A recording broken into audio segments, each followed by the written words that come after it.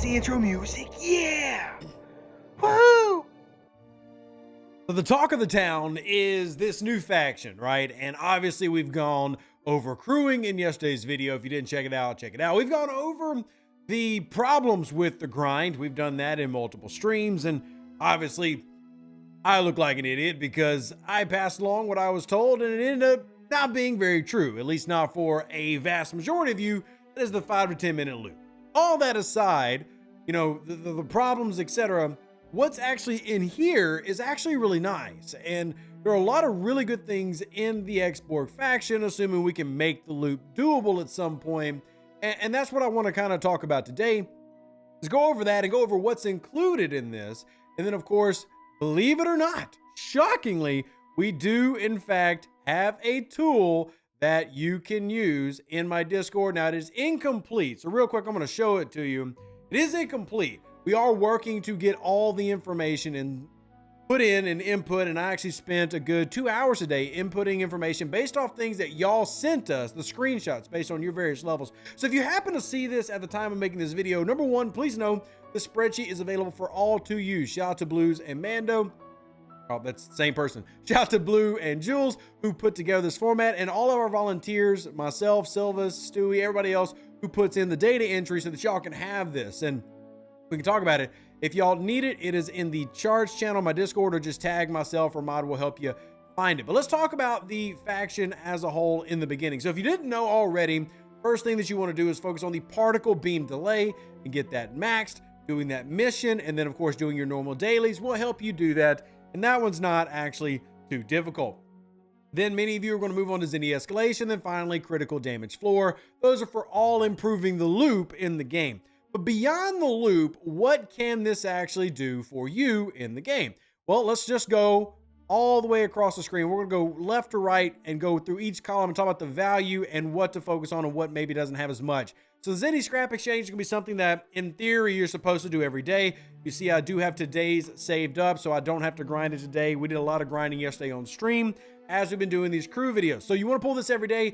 The reason why, a couple reasons. Number one, more Ex-Borg reputation. So you want to get your Ex-Borg reputation maxed out. If you were to do all this every day, it's about 6-ish months to do. Then obviously more Ex-Borg credits. I know one worry from the player base has been that, hey, if we do this new loop, that means that we're going to lose currency for our researches and everything, right? In fact, I've seen these comments already, and feel free to leave any comments that you like in the comment section down below. Well, this actually gives you the ability to source those back, especially if you're doing a double chest, that you can get some of these. You can look at here, you're going to get each chest a 1 roll of credits of each rarity.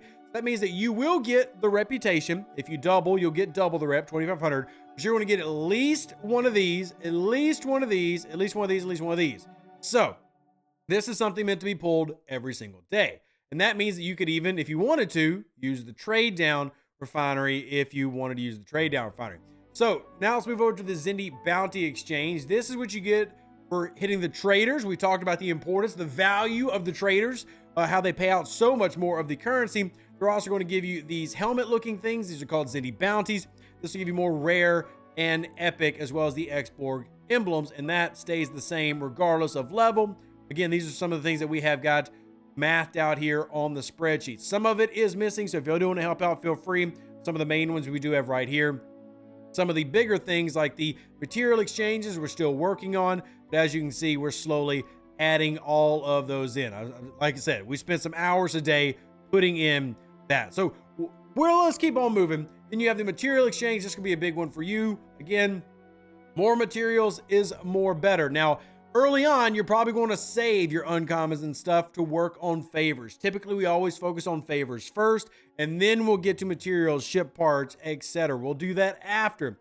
But early on, you're probably going to want to focus on the favors. Let's talk about what all these favors do, and then we'll piggyback back here because you can kind of get an idea of what this does, right? Officer exchange. Well, there's our Voyager officers. You've got the epics, you got the rares. They're hard to source. They cost the rare currency to source, and those are going to have a lot of value because we need more Belanatories. You need the Doctor. You need 7 of 9. You need all these. So if you're a 40+ player, obviously value there. Artifact haul, again, kind of self-explanatory, speeding up the artifact loop. But all of this has to come secondary for most to focusing on favors. So let's go over the favors one by one. We know the first three to focus on, but you also have things like Borg Armada spoils, increasing the base Borg Solo Armada credits. That does have value.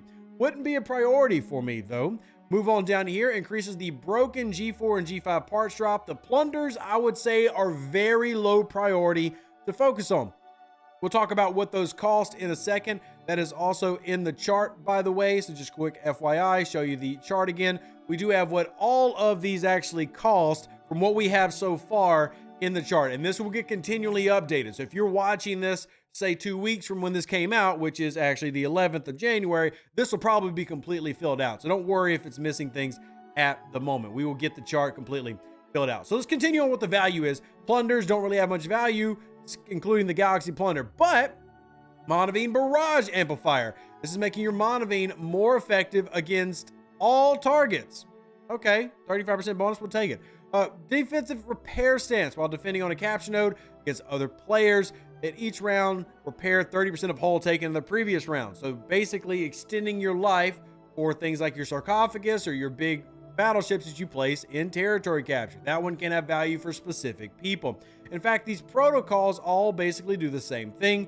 You determine whether or not it has value for you. Very PvP oriented. You get down here, more PvP at the beginning. This is mending. It does the same thing, but in combat. So again, these are some PvP centric ones for repairing in combat. We've talked about wanting to be able to do that. Well, there you go. You get repair stance after or while attacking another player at the beginning of each round. Whole health is below 50%. Gain a chance to repair 10%.